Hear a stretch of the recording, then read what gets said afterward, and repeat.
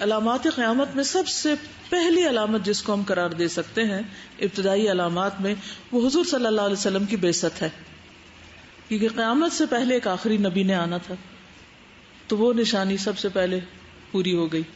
رسول اللہ صلی اللہ علیہ وسلم نے فرمایا، مجھے اور قیامت کو اس طرح بھیجا گیا ہے، آپ نے شہادت اور درمیانی انگلی کو آپس میں ملا دیا، یعنی بیچ میں اور کچھ نہیں۔ دین اسلام اور علامات قیامت، ایمان کا اٹھ جانا۔ رسول اللہ صلی اللہ علیہ وسلم نے فرمایا، قیامت اس وقت تک قائم نہ ہوگی یہاں تک کہ زمین میں اللہ اللہ کہنے والا کوئی نہ ہوگا، اور ایک اور روایت میں ہے لا الہ الا اللہ نہ کہا جائے گا، صحیح مسلم کی روایت ہے۔ اسلام اور قرآن کا مٹ جانا۔ رسول اللہ صلی اللہ علیہ وسلم نے فرمایا، کپڑے کے بیل بوٹوں کی طرح اسلام مٹتا جائے گا۔ پہلے وہ دھاگے سے کڑھائی کرتے تھے نا کپڑوں کے اوپر، تو پھر وہ دھو کے تو کچھ اس کے جو دھاگے تھے وہ اکھڑ جاتے تھے اور وہ پھول چھوٹے ہوتے جاتے، تو اس کی مثال دی گئی۔ حتیٰ کہ یہ بھی معلوم نہ ہوگا کہ نماز، روزہ، قربانی اور صدقہ کسے کہتے ہیں۔ اس میں سے کچھ باتیں تو اب بھی کچھ لوگوں کو نہیں پتا کہ یہ کیا چیزیں ہیں۔ ایک رات میں اللہ کی کتاب کو مٹا دیا جائے گا، حرف اٹھ جائیں گے، اور زمین میں ایک آیت بھی باقی نہ رہے گی۔ لوگوں میں سے جو بوڑھے مرد اور بوڑھی عورتیں، خواتین بچیں گی، وہ کہیں گے کہ ہم نے اپنے آباء و اجداد کو یہ کلمہ لا الہ الا اللہ کہتے سنا، اب ہم بھی کہہ رہے ہیں۔ یہ ابن ماجہ کی روایت ہے۔ پھر یہ کہ نام کے مسلمان رہ جائیں گے۔ رسول اللہ صلی اللہ علیہ وسلم نے فرمایا، ایک قوم ایسی آئے گی جو اسلام سے ایسے نکل جائے گی جیسے تیر شکار سے نکل جاتا ہے۔ یہ لوگ قرآن تو پڑھتے ہوں گے لیکن وہ ان کے حلق کے نیچے نہ اترے گا، یعنی کوئی اثر نہیں لیں گے۔ ان سے قتال کرنا ہر مسلمان پر فرض ہے۔ رسول اللہ صلی اللہ علیہ وسلم نے فرمایا، آخر زمانہ میں کچھ لوگ ایسے پیدا ہوں گے جو کم عمر، کم عقل اور بے وقوف ہوں گے۔ لوگوں کے اقوال میں سے بہترین بات کریں گے، یعنی بڑی بڑی کوٹیشنز کوٹ کریں گے، لیکن اسلام سے اس طرح صاف نکل چکے ہوں گے جیسے تیر جانور کے پار نکل جاتا ہے۔ شکار کرے نا تو تیر ایک طرف سے دوسری طرف نکل جاتا ہے۔ ان کا ایمان ان کے حلق سے نیچے نہیں اترے گا، تم جہاں انہیں پاؤ قتل کر دو، کیونکہ ان کے قتل کرنے والے قاتل کو قیامت کے دن ثواب ملے گا۔ صحیح بخاری کی روایت ہے یہ۔ پھر عبادات سے متعلق کچھ علامات۔ طہارت اور دعا میں مبالغہ۔ رسول اللہ صلی اللہ علیہ وسلم نے فرمایا، ان قریب اس امت میں ایسے لوگ پیدا ہوں گے جو وضو اور دعا میں مبالغہ کریں گے۔ ایک اور علامت، مسجد کے پاس سے نماز پڑھے بغیر گزر جانا۔ رسول اللہ صلی اللہ علیہ وسلم نے فرمایا، یہ چیز بھی علامات قیامت میں سے ہے کہ آدمی 2 رکعت نماز پڑھے بغیر مسجد سے گزر جائے گا۔ یعنی مسجد کا حق کیا ہے کہ وہاں جائیں تو تحیت المسجد پڑھیں، لیکن وہ اس کے بغیر ہی نکل جائیں گے، سیر سپاٹا کیا اور گئے۔ نمازوں کو لیٹ کرنا۔ ابو ذر رضی اللہ عنہ فرماتے ہیں، رسول اللہ صلی اللہ علیہ وسلم نے مجھے فرمایا، اے ابو ذر، ان قریب میرے بعد ایسے حکمران ہوں گے جو نماز کو فوت کر دیں گے، اتنا دیر سے پڑھیں گے کہ ٹائم نکل جائے گا، تو تم نماز کو اپنے وقت پر پڑھنا۔ تو اگر تو نے نماز کو اپنے وقت پر پڑھ لیا تو وہ نماز جو حاکم کے ساتھ پڑھی جائے گی تیرے لیے نفل ہوگی، ورنہ تو نے تو اپنی نماز پوری کر ہی لی، یعنی اپنی نماز کی فکر کرنا۔ صحیح مسلم کی روایت ہے۔ یاجوج ماجوج کے آنے کے بعد قیامت کے قریب حج بند ہو جانا۔ نبی صلی اللہ علیہ وسلم نے فرمایا، اس وقت تک قیامت قائم نہ ہوگی جب تک بیت اللہ کا حج چھوڑ نہ دیا جائے گا۔ نبی صلی اللہ علیہ وسلم نے فرمایا، بیت اللہ کا حج اور عمرہ یاجوج اور ماجوج کے نکلنے کے بعد بھی ہوتا رہے گا، ٹھیک ہے، لیکن جب بالکل قریب آ جائے گی قیامت تو پھر حج بند ہو جائے گا، کیونکہ کعبہ ہی گرا دیں گے لوگ۔ مساجد اور علامات قیامت۔ نبی صلی اللہ علیہ وسلم نے فرمایا، قیامت اس وقت تک قائم نہ ہوگی جب تک لوگ مسجدوں پر فخر نہ کریں گے، یعنی مسجد تعمیر کر کے پھر اس پہ فخر کریں گے، ہماری مسجد زیادہ بڑی اور یہ مسجد اس مسجد سے زیادہ اچھی۔ مساجد کو مزین کرنا۔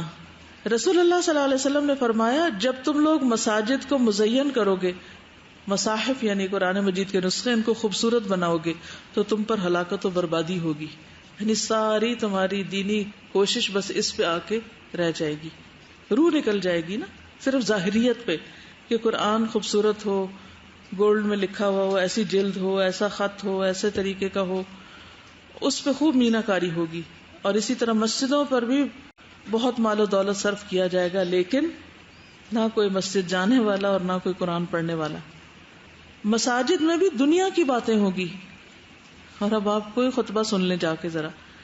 رسول اللہ صلی اللہ علیہ وسلم نے فرمایا آخری زمانے میں ایسے لوگ ہوں گے جو مسجدوں میں حلقوں کی صورت میں بیٹھیں گے، یعنی گروپس بنا کے. ان کی سب سے بڑی فکر دنیا ہوگی کہ دنیا کے حالات کیا ہیں. ایسے لوگوں کے پاس نہ بیٹھنا، اللہ تعالیٰ کو ایسوں کی کوئی ضرورت نہیں. یہ سلسلہ صحیحہ کی حدیث ہے. فرمایا آخری زمانے میں ایسے لوگ ہوں گے جو مسجدوں میں دنیاوی گفتگو کریں گے، اللہ کو ایسے لوگوں کی کوئی ضرورت نہ ہوگی.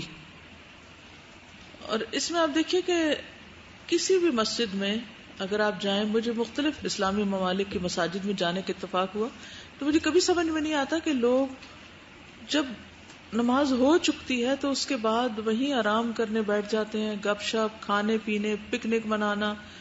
یہ صرف یہاں نہیں، بہت سی جگہوں پر یہی حال ہے. اور عموماً خطبوں کا بھی موضوع اگر آپ دیکھیں، جمعے کا خطبہ جو ہوتا ہے اس میں بھی پوری دنیا کے حالات زیادہ ڈسکس ہوتے ہیں، اور اپنی اصلاح اور اپنا اخلاق اور اپنی آخرت کی فکر اس پر بات کم ہوتی ہے. یعنی عمومی طور پر یہ حال ہے. میں نہیں کہتی کہ ہر ایک یہ کر رہا ہے، لیکن عمومی طور پر یہ حال ہے. دیکھیے مسجد تو اللہ کا گھر ہے نا، وہاں کیا ہونا چاہیے؟ وہاں جاتے ہی ہمارے اوپر ما کان لہم ان يدخلوها الا خائفین. مسجد میں جاتے ہوئے انسان کے اوپر ایک ہیبت، ایک روب اور ایک خاص کیفیت ہونی چاہیے جو دنیا کی کسی بھی اور جگہ سے مختلف ہو کہ ہم اللہ کے گھر میں ہیں. کوئی ایسی حرکت نہ ہو کہ اللہ تعالیٰ کی ناراضگی کا سبب ہو. آپ دیکھیے کسی کے بھی گھر جاتے ہیں، کسی کے بھی، تو آپ ایسے ہوتے جیسے اپنے گھر میں ہوتے ہیں. ہاں کوئی فرق ہوتا ہے؟ اچھا جو بہت قریبی رشتہ دار ہوتے ہیں ان کا تو پھر اور ہوتا ہے، لیکن جو ذرا جن کے ساتھ کوئی فارمیلٹی ہوتی ہے یا دور کے جاننے والے ہوتے ہیں ان کے ساتھ کیا کرتے؟ تو اللہ کا گھر کس لیے بنایا گیا؟ مقصد کیا ہے مسجد بنانے کا؟ اور اگر اس میں علم کے حلقے ہوں ٹھیک ہے، اگر اس میں کوئی فیصلے ہوں ٹھیک ہے. نبی صلی اللہ علیہ وسلم نے کئی ایک کام کیے ہیں، لیکن وہاں بیٹھ کے کاروبار نہ خود کیا اور نہ لوگوں کو اس کا کوئی سبق دیا. طہارت اور دعا میں مبالغہ ہے. اب دیکھیے کہ نبی صلی اللہ علیہ وسلم کی جو دعائیں تھیں وہ زیادہ سے زیادہ بھی کتنی لمبی ہوتی تھی، جو اجتماعی دعائیں. اور اب آپ دیکھیے کہ اب یہ رواج پیدا ہو گیا ہے کہ لوگ سارا مہینہ تراویح نہیں پڑھنے جاتے، لیکن جس دن دعا ہوتی ہے اس دن بہت لوگ ہوتے ہیں. چلو اچھی بات ہے، ابھی دعا میں شامل ہو رہے ہیں، لیکن دعا بھی پھر اس دن بعض اوقات حد سے ہی زیادہ لمبی ہوتی، بعض اوقات 40 منٹس کی دعائیں لمبی ہو رہی ہوتی ہیں. تو یہ مبالغہ ہے نا. نبی صلی اللہ علیہ وسلم سے اتنی طویل دعائیں تو نہیں نا منقول، کسی ایک موقع پر آپ نے اتنی زیادہ لمبی دعائیں کی ہوں. پھر اسی طرح طہارت میں بھی آپ صلی اللہ علیہ وسلم کتنے پانی سے وضو کر لیتے تھے، اور ہم سب اپنا آپ دیکھیں. وہ کہہ رہے ہیں کہ بعض مساجد ایسی کہ خطبہ بہت چھوٹا اور دعا بہت لمبی ہوتی. نبی صلی اللہ علیہ وسلم نے فرمایا کعبہ کو حبشہ کا چھوٹی چھوٹی پنڈلیوں والا شخص گرا دے گا.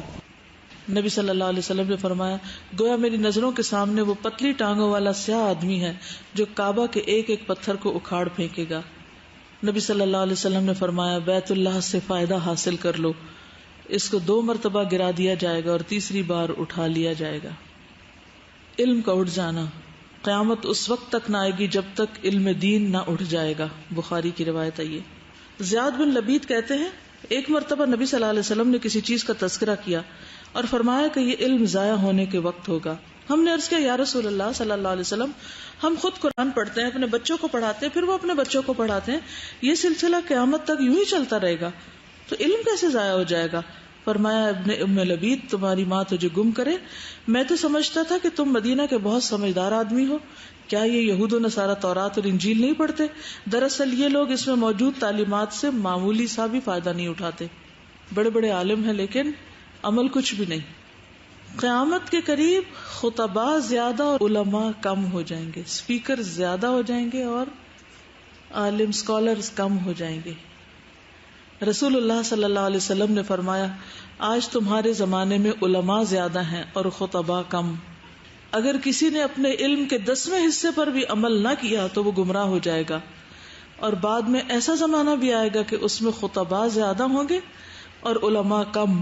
اگر اس زمانے میں کسی نے اپنے علم کے 10ویں حصے پر بھی عمل کر لیا تو وہ نجات پا جائے گا. یعنی اتنی قلت ہو جائے گی عمل کی کہ اگر 10ویں حصے پر بھی عمل کر لیا تو اس سے بھی کچھ خیر و بھلائی نکل آئے گی. پھر جھوٹی حدیثوں کی اشاعت ہوگی. رسول اللہ صلی اللہ علیہ وسلم نے فرمایا آخر زمانے میں جھوٹے دجال لوگ ہوں گے. تمہارے پاس ایسی حدیثیں لائیں گے جن کو نہ تم نے نہ تمہارے آباء و اجداد نے، یعنی پہلے لوگوں نے بھی، یعنی صحابہ وغیرہ سے اس کا کوئی تعلق نہیں ہوگا. تم ایسے لوگوں سے بچ کر رہنا کہیں وہ تمہیں گمراہ اور فتنے میں مبتلا نہ کر دے. پھر قرآن کو گا گا کے پڑھنا. رسول اللہ صلی اللہ علیہ وسلم نے فرمایا 6 چیزوں سے پہلے عمل کر لو: بے وقوفوں کی حکومت، پولیس والوں کی کثرت، قطع رحمی، فیصلوں کی خرید و فروخت، یعنی ججز کو رشوت دے کے جو مرضی فیصلہ کرا لو، قتل کو معمولی سمجھنا، اور نوجوان لڑکے آئیں گے جو قرآن کو گا گا کے پڑھیں گے. وہ ایسے آدمی کو امام بنائیں گے جو نہ فقیہ ہوگا نہ عالم. وجہ صرف یہ ہوگی کہ وہ انہیں گا گا کر قرآن سنائے گا، یعنی راگ لگائیں گے قرآن پڑھنے میں. اور پھر لوگ ظاہر ہے کہ گانا پسند کرتے ہیں اور گانا سننا بھی پسند کرتے ہیں، تو اگر دین کے نام پر انہیں کوئی ایسا مل جائے تو وہ اور زیادہ ان کے نفس کو مزہ دے گا. یعنی دین کا جو مزاج ہے یا روح ہے یا ٹرینڈ ہے وہی تبدیل ہو جائے گا. دیکھیے خوشحالانی سے پڑھنا تو اپنی جگہ ہے، لیکن گا کے راگ لگا کے، اب میں نقل نہیں اتار سکتی ورنہ میں آپ کو بتاتی کہ گا کے پڑھنے کا مطلب کیا ہے. دل نہیں مانتا کہ میں نقل اتاروں نا، کیونکہ وہ ایک مرتبہ آپ صلی اللہ علیہ وسلم فرمایا تھا کہ مجھے اگر اتنا اور اتنا بھی دے دیا جائے تو میں کسی کی نقل نہ اتاروں. جسے راگ نہیں لگاتے، جیسے گانوں کے یا نظموں کے یا نغموں کے، اس طریقے پر جھوم جھوم کے پڑھنا، اور جہاں لمبا نہیں کرنا وہاں لمبا کرنا، اور یعنی کہ اس میں قاعدے قوانین کی کوئی روح رعایت نہیں ہوتی، اس میں صرف گائکی کے اوپر نظر ہوتی ہے. ٹھیک. اور پھر جب وہ اردو پڑھتے ہیں تو اس کو بھی گا کے پڑھتے ہیں، یعنی صرف قرآن نہیں، اس کا ترجمہ بھی گا کے پڑھا جاتا ہے. ایسے انسٹیٹیوٹ ابھی بھی ہیں جہاں پہ جیسے موسیقی سکھائی جاتی ہے تو اس سے پہلے وہ جو بولتے ہیں، جو چیزیں بولتے ہیں، الفاظ کو اٹھانے کے لیے راگ بولتے ہیں، تو قرآن پاک کے لیے بھی پہلے ٹیون بنائی جاتی ہے باقاعدہ، صرف گنگنا کے، پھر جب وہ ٹیون ہو جاتی ہے اس کے بعد پھر اس کو سناتے ہیں.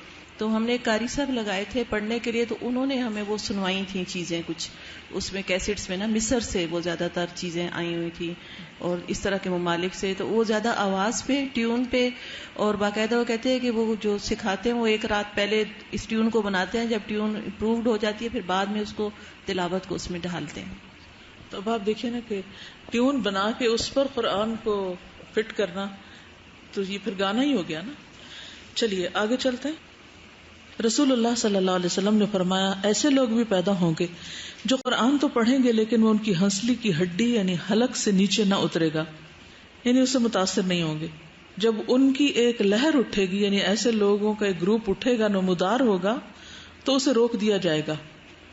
یہ سلسلہ جاری رہے گا حتیٰ کہ ان لوگوں کے بڑے لشکروں میں دجال ظاہر ہوگا.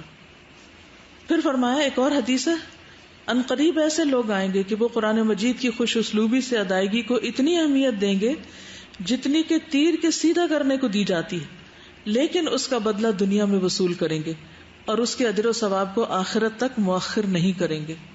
قرآن پڑھا کر اپنی پیروی چاہنا، یعنی قرآن پڑھانے والا کیا چاہے گا کہ لوگ اس کو فالو کریں. معاذ بن جبل رضی اللہ عنہ نے ایک دن فرمایا تمہارے بعد بڑے فتنے ہوں گے، مال بہت بڑھ جائے گا، قرآن کھول دیا جائے گا، حتیٰ کہ مومن، منافق، مرد، عورتیں، چھوٹا بڑا، غلام، آزاد سب اسے حاصل کریں گے. اور ایسا ہوگا کہ کہنے والا کہے گا لوگوں کو کیا ہوا کہ میری پیروی نہیں کرتے حالانکہ میں نے قرآن پڑھا ہے. وہ کہے گا یہ لوگ اس وقت تک میری پیروی نہیں کریں گے حتیٰ کہ میں ان کے لیے اس کے علاوہ کوئی نئی اختراع کروں. چنانچہ تم اپنے آپ کو اس کی بدعت سے بچائے رکھنا، اس کی بدعت دلالت اور گمراہی ہوگی. ایک اور حدیث میں آتا ہے رسول اللہ صلی اللہ علیہ وسلم نے فرمایا قیامت کے قریب ہونے کی علامت یہ ہے کہ برے لوگوں کو مرتبوں میں بلند کر دیا جائے گا اور نیک لوگوں کو گرا دیا جائے گا. باتیں زیادہ ہوں گی، عمل محدود ہو جائے گا، اور لوگوں کو مثنات قرآن پڑھائے گا، اور ان میں سے کوئی ایسا نہیں ہوگا جو اس کا رد کرے. کہا گیا کہ مثنات سے کیا مراد ہے؟ فرمایا جس نے اللہ کی کتاب کے علاوہ سب کچھ لکھا پڑا ہوگا. یعنی ایسے لوگ قرآن پڑھانے لگیں گے کہ جن کا فیلڈ سبجیکٹ کچھ اور ہوگا، ایکسپرٹیز اور مہارت کسی اور چیز میں ہوگی، اور وہ قرآن پڑھانا شروع کر دیں گے. دیکھیے وہ تو حدیث ہے کہ اگر ایک آیت پتہ چلے تو اس کو آگے بتاؤ، اس میں تو کوئی حرج نہیں ہے. لیکن یہاں جو اس سے مفہوم مراد دیا جا رہا ہے، اب آپ دیکھیے، آپ میں سے جن لوگوں نے بخاری پڑھی ہے، زمام بن ثعلبہ کے بارے میں پتہ ہے کسی کو؟ کہاں کے تھے؟ کس قبیلے کے تھے؟ کہاں سے آئے تھے؟ 2 چونٹے ذوالقعیستین، موجودہ طائف کا علاقہ معلوم ہے آپ کو؟ طائف اور ہدا جس کو کہتے ہیں آج کل، اس جگہ سے تھے، مدینہ سے کئی 100 کلومیٹر دور. ہوا یہ کہ وہاں پر کسی نے نبی صلی اللہ علیہ وسلم کے بارے میں تبلیغ کی اور سب نے انکار کر دیا، کوئی نہ مانا. تو ان میں سے ایک یہ جو تھے، انہوں نے ایک اونٹ لیا اور سیدھے گئے مدینہ. اور یہ بدو تھے، یعنی کہ باہر کے علاقے، شہر کے رہنے والے نہیں تھے. تو وہاں جا کر لوگوں سے پوچھتے ہیں کہ یہاں کسی نے دعویٰ کیا ہے کہ وہ رسول ہے، وہ کدھر ہے؟ اپنے انداز میں خیر پوچھتے پوچھاتے مسجد نبی تک جاتے ہیں. پھر جب جاتے ہیں تو پھر وہ پوچھتے ہیں، پھر نبی صلی اللہ علیہ وسلم کو جو پتہ چلتا ہے تو پہلے ہی کہتے ہیں کہ میں آپ سے کچھ سوال کروں گا اور میں اس میں شدت برتوں گا، یعنی کہ میں لو سمحت اور لطفاً اور اس طرح کے الفاظ نہیں جیسے عام طور پہ مینرز ہوتے ہیں شہر والوں کے، میں سختی سے بات کروں گا، پہلے بتا دیا. پھر انہوں نے کہا کہ کیا آپ کہتے ہیں کہ میں اللہ کا نبی ہوں؟ تو آپ نے فرمایا ہاں. تو انہوں نے کہا کہ اللہ ہمارا کبھی حاضا. پھر 2-3 اور چیزیں پوچھی تو آپ نے فرمایا، تو انہوں نے کہا کہ میں نہ اس سے زیادہ کروں گا نہ کم کروں گا، اور میں جا کر اپنی قوم کو بتاؤں گا. وہ واپس آئے اور اس کے بعد وہاں ٹھہرے ہی نہیں. ذرا دیکھیے، اندازہ کیجئے کہ وہ کتنے سیدھے لوگ تھے نا. گئے ہیں سیدھے، مسجد پہنچے ہیں، نبی صلی اللہ علیہ وسلم سے باتیں کی ہیں، 4-5 سوال کیے ہیں، دل کی تسلی ہوئی، ایمان لائے کہ آپ یہ کہتے ہیں تو میں آپ کو سچا مانتا ہوں. واپس جاتے ہیں کئی 100 کلومیٹر دور، اونٹ پر بیٹھ کے پہنچتے ہیں اور اپنی قوم کو جا کے سمجھاتے ہیں. اور شام سے پہلے پوری قوم مسلمان ہو جاتی. ایک بندہ نہیں رہا کہ جو مسلمان نہ ہو. کیا میری قوم تم اسلام قبول کر لو. نہ کوئی انہوں نے ورک شاپس اٹینڈ کی ہیں، اور نہ کوئی سیمینارز، اور نہ کوئی ریسرچ پیپرز، اور نہ ہی کوئی لمبی چوڑی باتیں. کیا تھا ان میں؟ اخلاص، سچائی، ایمان. اور اس سچائی کا پتہ کیسے چلتا ہے کہ جا کے مدینہ میں یہ بھی نہیں پوچھا کہ اچھا یہاں کھجوریں بکتی ہیں تو تھوڑی سی وہ لے جائیں. کچھ نہیں، صرف گئے اور آئے بس. کیا آپ صلی اللہ علیہ وسلم نے ان کو روکا؟ انہوں نے کہا کہ میں جا کے اپنی قوم کو بتاؤں. یہ مطلب نہیں ہے انہوں نے جا کے جتنی بات پتہ تھی نا وہ بتا دی. وہ قرآن پڑھانے نہیں بیٹھے تھے، ٹھیک ہے، قرآن کی مجلس نہیں انہوں نے لگائی تھی، وہ مفسر نہیں بن گئے تھے، انہوں نے یہ پڑھانا نہیں شروع کر دیا تھا. ٹھیک، اس طرح کی تبلیغ یہاں نہیں مراد اس حدیث میں. کیا بات واضح ہوئی؟ ایک آیت پتہ ہے اس کو شیئر کر لو، ایک حدیث پتہ ہے اس کو بتا دو، اس میں کوئی ممانعت نہیں، نہ اس کو کہیں کنڈیم کیا جا رہا ہے. یہاں جس کی طرف اشارہ ہے وہ یہ ہے کہ لوگ ساری زندگی ایک خاص محکمے میں کام کرتے ہیں، مثلا پولیس میں کام کرتے ہیں، جب ریٹائر ہوتے ہیں تو تفسیر لکھنے بیٹھ جاتے ہیں. دیکھیں ایسے آپ نے کہا یا ربی، میں جہاں جاتی ہوں مجھے کوئی نہ کوئی ایسی کتاب پکڑا دیتا ہے جس کا نہ منہ ہوتا ہے نہ سر ہوتا ہے، نہ کچھ سمجھ آتی کیا لکھا ہوا ہے. ایک نہیں کئی بار میرے ساتھ یہ ہوا، اور میرا اتنا سخت دل گھبراتا ہے کہ اللہ کے بندو جب پتہ ہی نہیں کہ قرآن کہتا کیا ہے تو لکھنے کیوں بیٹھ جاتے ہو؟ کوئی سوجھ بوجھ ہی نہیں، کچھ نہ کہیں پڑھا نہ سمجھا نہ غور و فکر کیا اور اٹھ کے چل پڑے. اسی طرح یہاں پر آپ دیکھیں کہ جس نے اللہ کی کتاب کے علاوہ سب کچھ لکھا پڑا ہوگا، ساری زندگی پڑھتا کچھ اور رہا اور بیٹھ جائے گا قرآن کی انٹرپریٹیشن کرنے. مطلب یہ ہے کہ قرآن پڑھانے کے بھی کچھ آداب ہیں، اس کے بھی کچھ طریقے ہیں. یعنی کہ اگر آپ نے واقعی اس کو پراپر طریقے سے پڑھانا ہے تو اس کے لیے پھر کچھ محنت کرنی پڑے گی، اس میں کچھ سال لگانے پڑیں گے. لیکن آپ دیکھیے کہ بہت سے دینی اداروں میں بھی یہی ہوتا ہے، پورا قرآن نہیں پڑھایا جاتا اور ان کو عالم کا سرٹیفکیٹ دیتے ہیں. مجھے اتنی حیرت ہوتی ہے. اور بعض یونیورسٹیوں میں اسلامک اسٹڈیز میں ماسٹرز کی ڈگری دیتے ہیں اور قرآن پورا نہیں پڑھا ہوتا. ایک بیسک بک ہی نہیں پڑھی آپ نے، ماسٹر کہاں سے بن گئے آپ؟ حتیٰ کہ پی ایچ ڈی لوگ کر لیتے ہیں اور انہوں نے پڑھا نہیں ہوتا اس کو. تو یہ کیا ہے؟ اور روب جماعت 8 سال کا کورس کیا اور پورے قرآن کا ترجمہ تفسیر نہیں پڑھی، اور پھر جنہوں نے یہ سب کچھ کیا تو ان کو تو عالم نہیں مانا جاتا، اور طرح طرح کی بحث مباحثے کرنے والے علماء قرار پاتے ہیں. تو مشکل یہ ہے کہ ہمیں بات کی روح کو سمجھنا ہے کہ نبی صلی اللہ علیہ وسلم نے کس چیز کی طرف اشارہ کیا ہے. اور اگر ہم واقعی سنجیدگی سے چاہتے ہیں نا کہ قرآن کی خدمت کریں تو پھر اس کے لیے جان مارنی پڑے گی، خون جلانا پڑے گا اور اس میں گہرائی میں جانا پڑے گا. اچھا، علامہ البانی نے اس بارے میں کیا کہا ہے؟ کہتے ہیں یہ حدیث نبی صلی اللہ علیہ وسلم کی نبوت کی علامتوں میں سے ہے اور صداقت کی نشانیوں میں سے بھی ہے، اور اس میں مذکورہ تمام امور وقوع پذیر ہو چکے ہیں، بالخصوص مثنات والا معاملہ. اور یہ وہ لوگ ہیں جنہوں نے اللہ کی کتاب کے علاوہ سب کچھ پڑھا ہوگا. کیا کہا جا رہا ہے؟ اللہ کی کتاب کے علاوہ. اور احادیث نبویہ اور آثار سے بھی یہ ثابت ہے. گویا کہ مثنات سے مراد وہ مذہبی کتابیں ہیں جن کتابوں نے وقت گزرنے کے ساتھ ساتھ لوگوں کی توجہ کو کتاب اللہ اور سنت رسول صلی اللہ علیہ وسلم سے ہٹا دیا ہے. جیسا کہ بڑے افسوس کے ساتھ آج کل دیکھا جا رہا ہے، وہ تمام لوگ جو کسی خاص مذہب کو اختیار کرتے ہیں قرآن سے دور ہوتے جا رہے ہیں، اور ان میں بہت سارے پی ایچ ڈیز بھی ہیں اور بہت سے کالجوں کے فارغ التحصیل ہیں. یہ سب کسی مذہب کو اختیار کرنے کو ہی دین بناتے ہیں اور ان مذہبوں کو لوگوں پر لازم قرار دیتے ہیں، حتیٰ کہ علماء پر بھی. ان میں سے ایک ابو الحسن الکرخی، جس نے وہ مشہور قاعدہ بیان کیا کہ ہر وہ آیت جو ہمارے اصحاب کے مذہب کے خلاف ہو اس کی تعویل کی جائے گی یا اس کو منسوخ قرار دے دیا جائے گا، اور ہر وہ حدیث جو ہمارے مذہب کے مخالف ہوگی اس کی تعویل کی جائے گی یا اس کو منسوخ قرار دے دیا جائے گا. یہ قول ہے اس کا. انہوں نے اپنے مذہب کو اصل قرار دے دیا اور قرآن کو اس کا تابع قرار دے دیا. یہ ہے مسنات بلا شک و شبہ. اسی وجہ سے امام احمد اخلاص کے ساتھ کتاب اللہ کی پیروی کرنے پر حریص تھے، لہٰذا وہ ان کتابوں کو ناپسند کرتے جو فروعی مسائل میں رائے پر مشتمل ہوتی، یعنی بہت زیادہ آراء، اوپینین، لوگوں کی باتیں ادھر کی ادھر کی، اور اصل جو مین ٹیکسٹ ہے اس کو جو لوگ ایک طرف رکھ دیتے. اب آپ دیکھیے کہ دنیا بھر کی کتابیں آپ پڑھ لیں، لیکن ایک آیت کو اگر آپ سمپلسٹ وے میں بھی پڑھیں تو آپ کو ایک دم سمجھ آتا ہے کہ اللہ تعالیٰ کیا چاہتے ہیں آپ سے. یعنی ایسا نہیں کہ قرآن کوئی ایک مبہم سی چیز ہے جو لوگوں کی سمجھ میں ہی نہ آئے. اللہ نے اس کو آسان بنایا ہے، لیکن اس میں منمانی تعویلیں وہ لوگ کرتے ہیں جو اپنی خواہشات کے تابع اس کو کرنا چاہتے ہیں. خود قرآن کے تابع نہیں ہونا چاہتا جو، وہی یہ کام کرے گا. یہ بات یاد رہے گی. اس سے مراد کون لوگ ہیں؟ جو خود قرآن کے تابع نہیں ہونا چاہتے بلکہ اپنے خیالات کے تابع قرآن کو کرنا چاہتے ہیں. تو جو چیز انہیں اپنے مرضی کے مطابق ملتی ہے وہ تو لے لیتے ہیں، اور جو نہیں ملتی وہ نہیں لیتے. اسی لیے پھر پورا قرآن بھی نہیں پڑھتے، کیونکہ بہت سی چیزیں انہی کے خلاف حجت بنے گی. ایک اور روایت میں آپ دیکھیے، ڈر لگتا ہے. رسول اللہ صلی اللہ علیہ وسلم نے فرمایا ان قریب میری امت میں اختلاف اور گروہ بندی ہوگی. ایک جماعت ہوگی جو گفتگو تو بہت اچھی کرے گی اور اعمال برے کرے گی. وہ قرآن پڑھیں گے اس طرح کہ قرآن ان کی ہنسلی کی ہڈی سے نیچے نہیں اترے گا، یعنی تلاوت کا ان پر کوئی اثر نہیں ہوگا. دین اسلام سے اس طرح نکل جائیں گے جس طرح تیر کمان سے نکل جاتا ہے. وہ ایمان کی طرف نہیں لوٹیں گے یہاں تک کہ تیر واپس اپنی تانت پہ نہ آ جائے.